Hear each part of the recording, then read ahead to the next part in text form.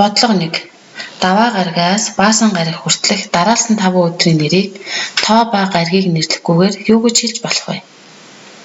Уг бодлогыг бодохын тулд бүгдээрээ 5 гаригаа жигсаан бичье. Даваа, мегмар, лавг, пүрэг, баасан. Тэгвэл эдгээрээс өөр ямар гариг байдаг вэ? Бямба 8 гариг байдаг. Бямб 8 гаригуудад хүмүүс ихэвчлэн юу хийдэг вэ? Та нар юу гэж бодож байна? Та нар ч гэсэн бямб 8 гаригуудад юу хийдэг вэ? Мэдээж хичээлдээ явахгүй амардаг. Тэгвэл энэ хоёр гаригийг тоо бай гаригийг хэрэглэхгүйгээр юу гэж нэрлэж болох вэ? Зүйтэй амралтын өдрүүд гэж нэрлэж болох нэ. Тэгвэл дээрх 5 гаригт хүүхдүүд та нар ихэвчлэн юу хийдэг вэ? Мэдээж хичээлдээ явдаг. Тэгвэл та нарын аав ээж ах эгч нар дээрх 5 гаригт юу хийдэг вэ? Мэдээж та нар хичээлдээ явсан, аав ээж нь мэдээж ажилдаа явдаг. Тэгвэл эдгээр 5 гаригийг юу гэж нэрлэж болох вэ? Ажлын өдрүүд гэж нэрлэж болох нэ. Тэгвэл бидний бодлогын хариу ажлын өдрүүд байх нэ. Бодлого 2. Хүүгийн хайрцагт 7 царцаа байлаа. 2 царцаагаар 2 загас барьсан. Тэгвэл үлдсэн царцаагаар хэдэн загас барих вэ? Эхний царцаагаар хүү 1 загас амжилттай барьжээ. 2 дахь царцаагаар мөн адил 2 дахь царцаа амжилттай барьжээ. Хүүд хэдэн царцаа үлдсэн бэ? Мэдээж 5 царцаа үлдсэн. 5 царцаагаар хэдэн загас барьж болох уу? Та нар юу гэж бодож байна? Хүмүүс загсанд яваад уургаа шидэх бүртээ загас барьж чаддаггүй. Мэдээж зарим үед загас барьж чаддаггүй. Тэгвэл 5 царцаагаар хичнээн загас барих нь тодорхой байж чадах нь уу? Мэдээж чадахгүй. Тэгвэл бодлогын хариу маань хариулах боломжгүй байх нь. Үлдсэн царцаагаар хүү хэдэн ч загас барьж болох нэ. Бодлого 3. Өвөгцөн хүснэгтийн нүднүүдэд 1-4 хүртэлх тоонуудыг альч мөр баган тодор хүрээлэгдсэн хэсэгт 1 тоо 1 л удаа орсон байхаар нөхөж үч. Биднэрт хүснэгтэд зарим цифрүүд өвөгцөн байна. Тэгвэл мөр гэж юу хэлэх вэ? Нэг игнэнд игнүүлэн дараалалж тавьсан нүднүүдийг мөр гэдэг байна. Мөрийг багш нь ногооноор хөрвүүлж харууллаа. Тэгвэл багна гэж юугаа хэлэх вэ? Дээрээсээ доошоо цувуулж байрласан нүднүүдийг багна гэдэг байна. Тодор хүрээлэгдсэн хэсэг маань уг дүрсэд 4 нүдээр тодор хүрээлж харуулсан байна. Тэгвэл эдгээр хэсгүүдэд 1-ээс хүртэлх тоонууд 4 хүртэлх тоонууд маань 1 удаа орсон байхаар давхардахгүй байрлах. Тэгвэл уг бодлогыг бодохын тулд цөмөөрөө 1-р мөрийг ажиглая. 1-р мөрөнд 2 ба 3 байрлсан байна. Тэгвэл 1-ийн цифр 4-ийн цифр байхгүй. Тэгвэл хамгийн арын нүдэнд 4-ийн цифр байж болох уу үгүй юу? Мэдээж доор нь 4-ийн цифр байгаа учраас 4-ийн цифр давхардаж болохгүй. Тийм учраас арын нүдэнд 1-ийн цифр байрлах ёстой. Одоо улаанаар хүрээсэн, тодор хүрээсэн 4 нүдийг ажиглая. Энэ нүдэнд хэдийн цифр бичигдээгүй байна вэ? Мэдээж 3-ын цифр. Тэгвэл доод өнцөгт нь 3-ын цифр байрлах нэ. Одоо цөмөөрөө ногооноор хүрээлсэн эхний мөрийг ажиглая. Энэ мөрөнд 1, 2, 3-ын цифр байрласан учраас 4-ийн цифр байхгүй. Тэгвэл эхний нүдэнд нь 4-ийн цифр байрлах боломжтой. Одоо цөмөөрөө хүснэгтийн хамгийн арын багныг ажиглая. Арын баганд 1, 4, 2 байрлсан. Гэтэл 3-ын цифр байхгүй байгаа учраас энэ хоосон нүдэнд 3-ын цифр байрлах боломжтой. Одоо 2-р багныг ажиглая. Хойноосоо 2-р багнанд 2, 3, 1 байрлсан. Тэгвэл 4-ийн цифр байхгүй. Тэгвэл 2-р хойноосоо 2 дахь багны хоосон нүдэд 4-ийн цифр байрлах. Одоо цөмөөрөө 4-ийн цифр тавьсан энэ мөрийг ажиглая. Тэгвэл дээрээсээ 3 дахь мөрөнд 2-ын цифр байхгүй. Тэгвэл 1-ийн цифр 4-ийн цифр 2-ын дунд 2-ын цифр байрлах нэ. Одоо 2 дугаар багныг ажиглая. 2 дугаар багнад 3-ын цифр, 2-ын цифр байрласан. 1-ийн цифр, 4-ийн цифр байхгүй байгаа учраас 2-ын цифрийн доор 1-ийн цифр байрлаж болохгүй. Яагаад гэвэл энэ мөрөнд 1-ийн цифр байрласан. Тийм учраас энд 4-ийн цифр байрлах боломжтой. Одоо хамгийн доод игнийг ажиглая. Мөрөнд 4, 1, 2 байрласан учраас уртлын нүдэнд 3 байрлах боломжтой. Одоо 2 дугаар багныг ажиглая. 2 дугаар баганд 2, 3, 4 байрласан учраас хоошнууд нь 1-ийн цифр байрлах боломжтой. Одоо хүхээр хүрээсэн 1-р багныг ажиглая. 1-р баганд хэдийн цифр байхгүй нэ. 2-ын цифр байхгүй байгаа учраас хооснууд нь 2-ын цифр байрлах нэ. Бодлого Б. Бодлого Б-г бодоход дээрх дүрм яг адил үйлчлэх нэ. За бид нар мөр багна тодор хүрээлсэн хэсгүүдээ мэдж байгаа. Цифрүүд мөн адилхан нэг удаа байрлана. Тэгвэл эдгээрээс хаана ямар цифрыг байрлуулах боломжтойг харъя. Тэгвэл 3 дугаар баганд 3 цифр нь мэдэгдээд 1 цифр нь мэдэгдэхгүй байгаа учраас энэ багныг хамгийн түрүүнд өглөх нэ. Тэгвэл 3 дугаар багны хамгийн дээд нүдэнд хэдийн цифр байрлах боломжтой вэ? 3-ын цифр байх байгаа учраас энд 3-ын цифр байрлах боломжтой. Одоо цөмөрөө баруун доод буланд байгаа тодор хүрээлэгдсэн 4 нүдийг ажиглая. Энэ нүдэнд 3-ын цифр байхгүй байгаа учраас 4-ийн цифрийн ард 3-ын цифр байрлах нь гарцааг байх нэ. Одоо цөмөрөө дээрээсээ 3 дахь мөрийг ажиглавал 2, 4, 3-ын цифр байрласан учраас энэ мөрөнд 1-ийн цифр байхгүй. Тийм учраас энэ мөрний эхний нүдэнд 1-ийн цифр байрлах боломжтой. Одоо 1-р багныг ажиглая. 1-р багнанд 4-ийн цифр, 1-ийн цифр байрласан. Тэгвэл энд 2-ын цифр, 3-ын цифр байхгүй. Тэгвэл доод мөрөнд 2-ын цифр байгаа учраас 1-ийн тооны доор 2 байрлах боломжгүй. Тэгвэл энд 3-ын цифр байрлах боломжтой. Одоо 3 цифрийн ард буюу хамгийн доод мөрөнд 4-ийн цифр байхгүй байгаа учраас 3 цифрийн хойно 4 цифр байрлах боломжтой. Эндээс 1-р багныг ажиглах юм бол 4, 1, 3 цифр байрласан. 2-ын цифр байхгүй учраас 1-р багны хооснууданд 2-ын цифр байрлах нэ. Одоо 2-р багнад бид 2-ын цифр, 4-ийн цифр байрласан, 1-ийн цифр, 3-ийн цифр байхгүй. Гэтэл 2-р мөрөнд 1-ийн цифр байрлаж байгаа учраас энд 3-ийн цифр байрлах ёстой. 2-р багнад одоо 1-ийн цифр байрлах ёстой. Одоо 2-р мөрийг ажиглах юм бол бидэнд 1, 2, 3-ийн цифр байрласан учраас 2-р мөрний арын игнэнд 4-ийн цифр байрлах боломжтой. Ингээд хооснууданд мөр багны дагуу харахад 2-ын цифр байхгүй учраас сүүлийн нүдэнд 2-ын цифр байрлах боломжтой. Бодлого 4. Бүтэн алим хэдэн туухайтай тэнцэх вэ?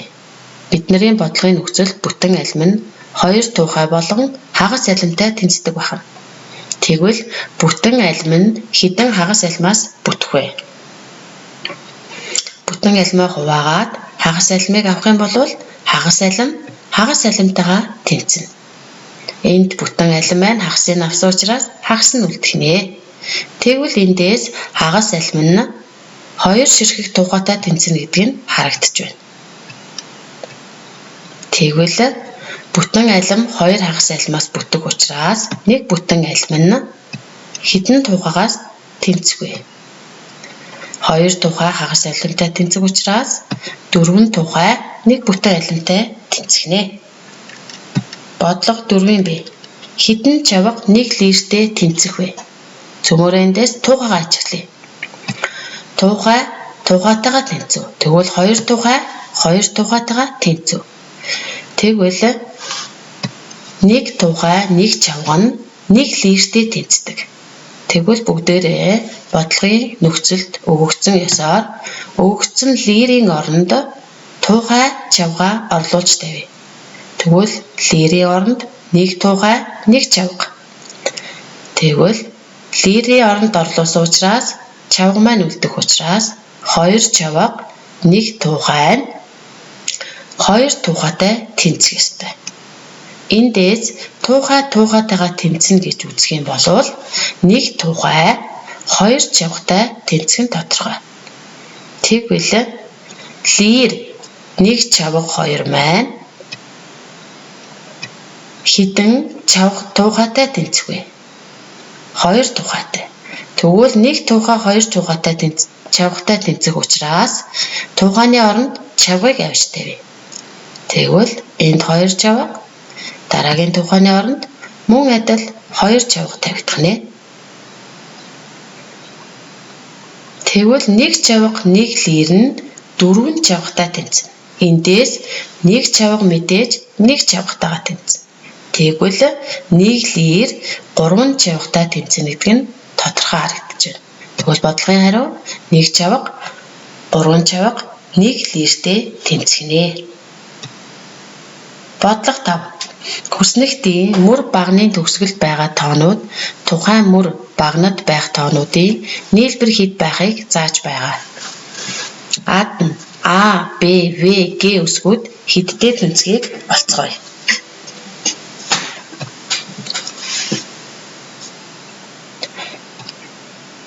За бодлогын нөхцөлийг ажиглаарай. Мөрийн дагуу, багны дагуу тухайн үсгүүдийн нийлбэртэй тэнцэх тоонууд харагдаж байна.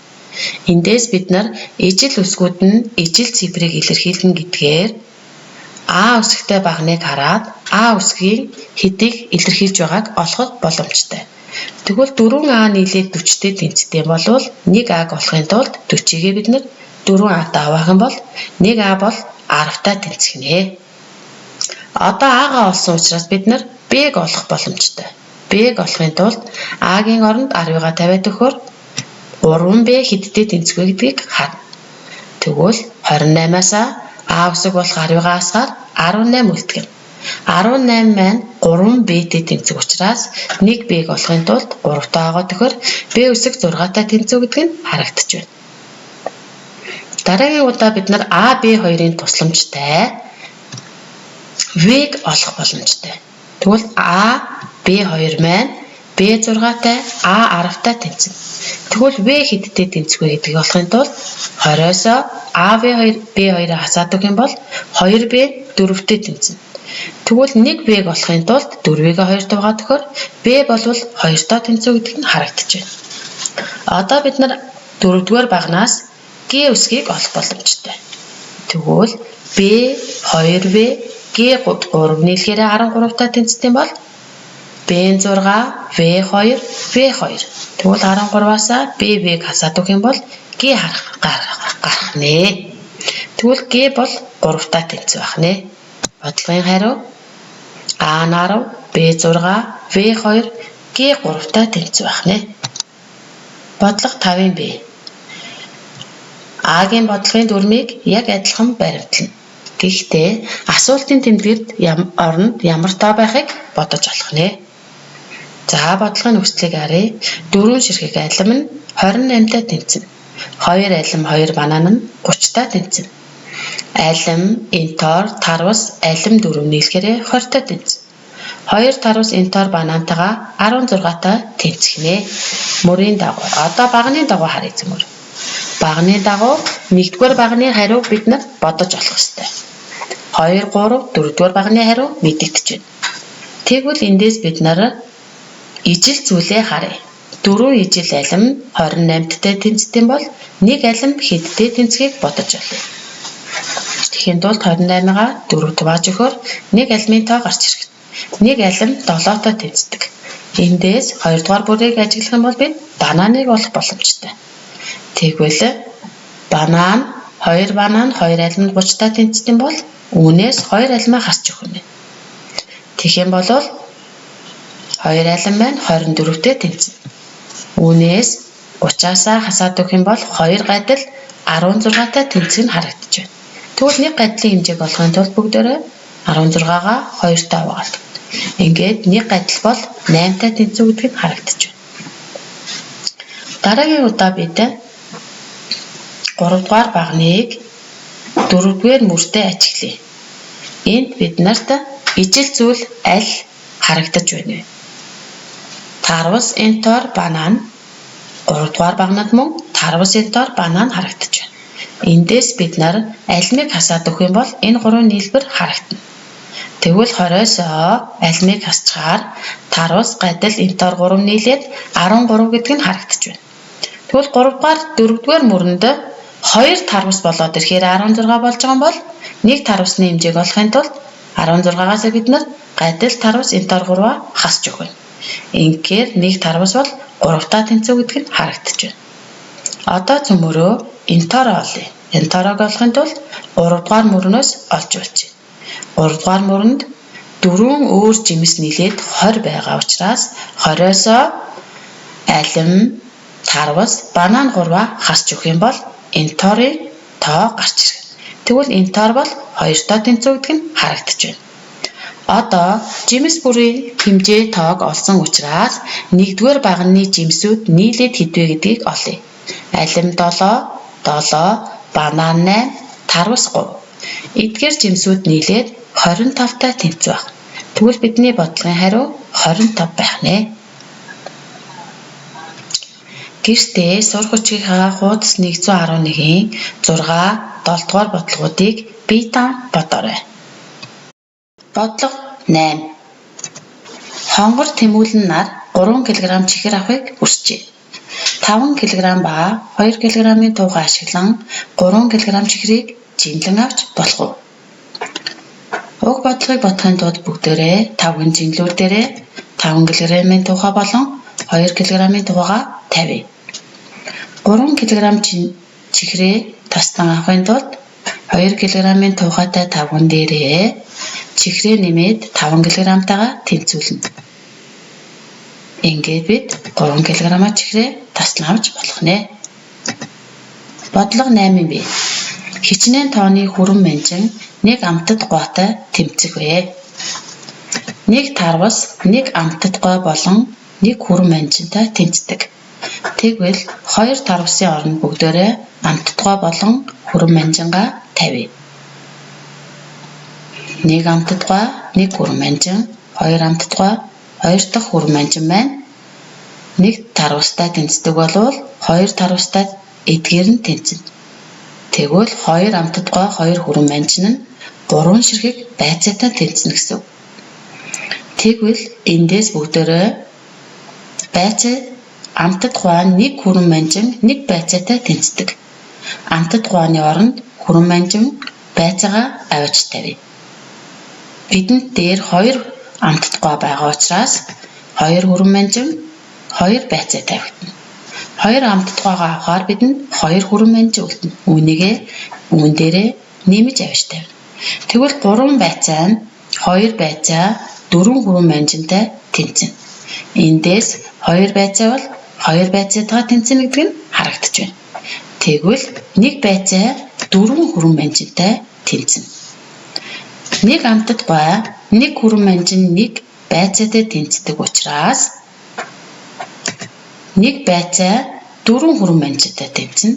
Тэгвэл байцааны оронд хүрэн менжингаа авч тавья.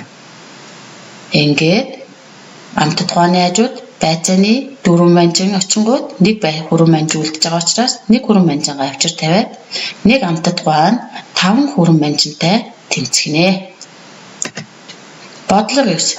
Нэг илжинд 2 шуудаа гурил ачдаг бол тийм 7 шуудаа гурилыг хэдэн илжинд ачих вэ? Бүгдээрээ илжиндээ гурилаа ачиж харъя. Нэг илжинд 2 шуудаа гурил. 1, 2 шуудаа гурил. Дараагийн 2 дахь илжинд мөн 2 шуудаа гурил ачна. 3 дахь илжинд мөн 2 шуудаа гурилаа ачия. 4 дахь илжинд үлдсэн 1 шуудааг ачив. Ингээд 7 шуудаа гурилыг ачихад бидэнд хэдэн илжих хэрэгтэй байх нь вэ? 7 шуудаа гурилаа бүгдийг нь ачиж дууссан. Тэгвэл бидэнд 4 илжих хэрэгтэй байсан байх нэ. Бодлого 10. 6 гүлэгтэй нэгэн хүү байсан. Хүү гүлэгнүүдээ хооллохоор дэлгүүрээс 3 ширхэг хям 2 талх авчирсан. Гүлэгнүүд бүгд л хям талах этийг үсэж хоорондоо муудалцав. Авчирсан зүйлсийг тэдэнд хэрхэн хувааж өгөх вэ? Бидэнд 3 хям байгаа учраас 6 гүлгэнд өгөхийн тулд бид хямаа хувааж өгөх хэрэгтэй. 1 хямыг дундуур нь хуваагаад 2 гүлгэнд өгч болох нь. 2 дахь хямыг мөн адил хувааж 3 болон 4 дахь гүлгэнд өгөх нь. 3 дахь хямыг мөн адил хувааж 5 болон 6 дахь гүлгэнд өгөх нь. Ингээд 6 гүлэг зургуулаа хямтай болсон. Одоо талхаа бүгдэнд нь өгөхийн тулд мөн адил талхаа хуваах нь. 2 талх байгаа учраас 1 талхыг бид 3 хуваах ёстой. Тэгээд 1, 2, 3 дугаар гүлгэнд эхний талхыг хувааж өгнө. 2 дахь талхыг мөн адил хувааж 4, 5, 6 дахь гүлгэнд өгнө. Ингээд гүлэг бүр хям болон талхаа идэж чадах нэ. Тэгвэл хямаа 2 хуваагаад талхаа 3 хуваагаад өгөх байсан байна. Бодлого 11. Жуулчин даваа гарагийн үд дунд гарч 100 цагийн аялал хийгээд буцаж ирэв. Ямар гарагийн хэдэн цагт ирсэн бэ? Тэгвэл үд дунд гэж юуг хэлдэг вэ? Үд дунд гэж тухайн өдрийн хэдэн цагийг хэлэх юм бол үд дунд гэдэг бол өдрийн 12 цагийг хэлдэг байна. Тэгвэл 1 хоногт хэдэн цаг аялах вэ? 24 цаг аялна. Даваа гарагийн 12 цагт гараад мегмар гарагийн 12 цаг хүрэхэд аялагч маань 24 цаг аялсан байх ёстой. Мегмар гарагийн үд дунд 12 цагт гаргаад лав гарагийн 12 цаг хүртэл дараагийн 28 цаг нийлээд 48 цаг аялсан байх ёстой. Бүрэг гарагийн 12 цаг хүртэл 24 цаг аялаад нийт 72 цаг аяллаа.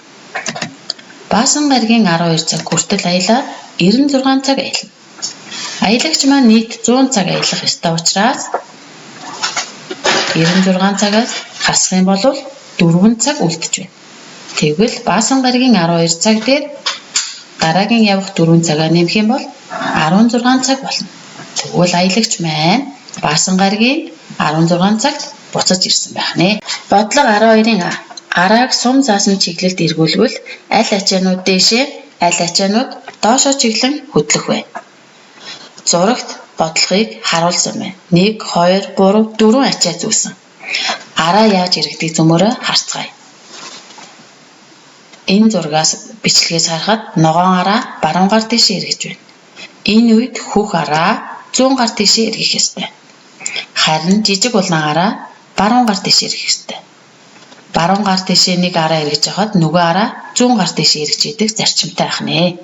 Тэгвэл тухайн хүн маань арааг урагшин буюу баруун гар дэшээ эргэлэхэд дээд араа зүүн гар дэшээ эргэнэ. Харин зурагт үзүүлснээр 2 арааг холбож байгаа тохиолдолд 2 араа ижил чиглэлд эргэх нэ.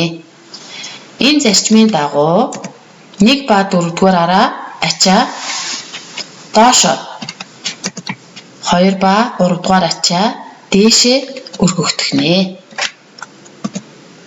Бодлого 12-ийн Б. Арааг сум заасан чиглэлд эргэлвэл аль ачаанууд дээшээ, аль ачаанууд нь доошоо өдөх вэ? Өмнөх бодлоготой зарчим яг адилхан байна. Хүн маань араагаа баруун гар дэшээ эргүүлсэн. Энэ үед баруун гар дэшээ эргэж хахад нөгөө араа зүүн гар дэшээ эргэнэ. Энэ зарчмын дагуу 1 ба 2 дугаар ачаа дээшээ, 3 ба 4 дугаар ачаа доошоо өргөгдөх нэ. Бодлого 13. Тэнгисийн тулаанд 6 карсан 6 хэмжээтэй талбайд 3 нүдтэй урттай 1, 2 нүдний урттай 3 хөлөг онгоц нуугджээ. Мөр багны төгсгөл байгаа тоонууд нь тухайн баг нь мөрийн хэдэн нүдэнд хөлөг онгоцны хэсэг байгааг харуулж байгаа бол хөлөг онгоцонд хаана хэрхэн байрлаж байгааг ол. Хүснэгтэйг ажиглая. Тэг нүдтэй мөр багнанд ямарваа нэгэн онгоц байрлах боломжгүй. Тэгвэл 2 дугаар баг нь тэг гэсэн тоонд харилцаж байгаа учраас энэ багнанд хөлөг онгоц байрлахгүй. Хөлөг онгоц байрлахгүй эсгийг бүгдөө чагтаар тэмдэглэе. Мөн 4 дугаар багнанд хөлөг онгоц байрлах боломжгүй. Тэгвэл муу ялгаагүй чагтаар тэмдэглэж. Мөн Хоёрдугаар мөрөнд буюу хоёрдугаар игнэнд хөлөг онгоц байрлах боломжгүй. Одоо эхний мөрөнд 4 хөлөг онгоцын 4 хэсэг байрлах ёстой учраас энэ дөрвүүдэнд дөрүүлэнд нь хөлөг онгоц байгаа. Тэгвэл нэг хүрттэй нүдэнд нэг онгоц, хоёр урттай нүдэнд хоёр урттай онгоц байрлах ёстой. Тэгвэл бүгдээрээ онгоцоо байрлуулъя. Одоо 3 дугаар багны дагуу харах юм бол энэ багнанд 4 урттай онгоцны 4 хэсэг байрлах ёстой. Тэгвэл үлдсэн 3 мөрөнд нэг онгоц зайлшгүй байрлаж ээж 4 гэсэн болцлыг хангах нэ. Үүний дараа хамгийн доод мөрийн дагуу харах юм бол энд онгоц байрлах боломжгүй. Яагаад гэвэл энд нэг урттай онгоц байрласан учраас бус нүднүүдэд онгоц байрлах боломжгүй. Үүний дараа энэ мөрөнд нэг урттай онгоц байрлах ёстой. Онгоцын нэг хэсэг энд байрласан учраас бусад нүднүүдэд онгоц байрлах боломжгүй. Эндээс харах юм бол 1-р багнанд нэг хөлөг онгоц байрлах ёстой. Байрласан учраас бус нүднүүдэд хөлөг онгоц байрлах ёсгүй.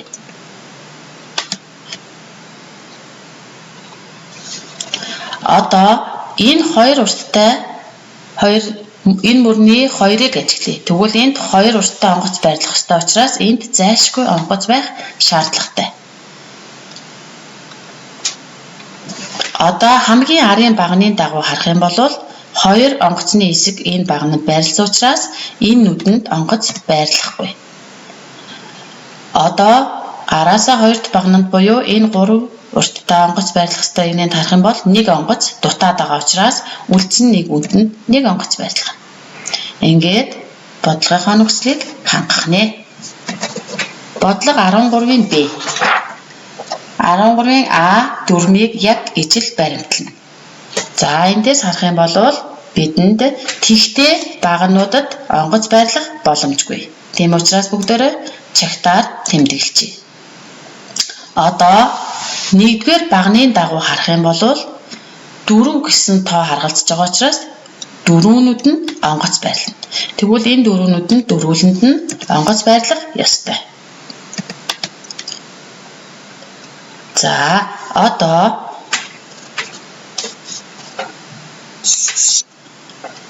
дээрээсээ 2 дахь мөрийн дагуу харах юм бол нэг онгоц байрлах ёстой. Энэ мөрөнд нэг онгоц байрласан учраас бусад нүднүүдэд онгоц байрлах боломжгүй.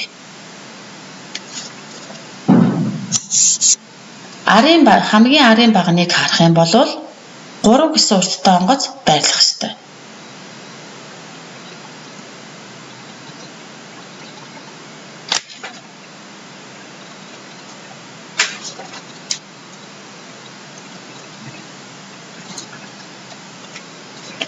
Тийм учраас 3 нүдэнд онгоц байрлах учраас энд онгоц байрлах боломжтой. Тэгвэл 3 урттай онгоц энд байрлах нэ. Энэ болцлыг хангасан учраас дээд игнэний дээд мөрөнд онгоц байрлах боломжгүй. Эндээс харах юм бол одоо бидэнд хамгийн доод мөрөнд 2 нүдэнд онгоц байрлах ёстой. 2 нүдэнд хоёулууд нь онгоцоо байрлаж болцсон хангасан учраас энэ игнэнд онгоц байрлах боломжгүй. Одоо энэ багны дагуу харах юм бол бидэнд 2 урттай онгоц байрлах ёстой. Тэгтэл энд нэг нүд байгаа учраас энд онгоц байрлахгүй, энэ 2 нүдний урттай онгоц байрлах ёстой. Онгоцоо байрлуулаад тэр нүдэнд онгоц байрлах боломжгүй. Одоо хамгийн дээд мөрөнд онгоцны 2 хэсэг байх ёстой учраас энэ нүдэнд зайлшгүй онгоц байх шаардлагатай. Энэ багны дагуу нэг онгоц байрлах ёстой болцлоо хангасан учраас бусад нүднүүдэд онгоц байрлах боломжгүй. За ингээд бид хөл онгоцоо байрлуулж дууслаа. Сурах хүчгийнхээ хуудас 112-ийн 11-р бодлогын Б хувилбарыг бие дааж бодоорой. Сонирхолтой байсан гэдэгт итгэлтэй байна. Баярлалаа.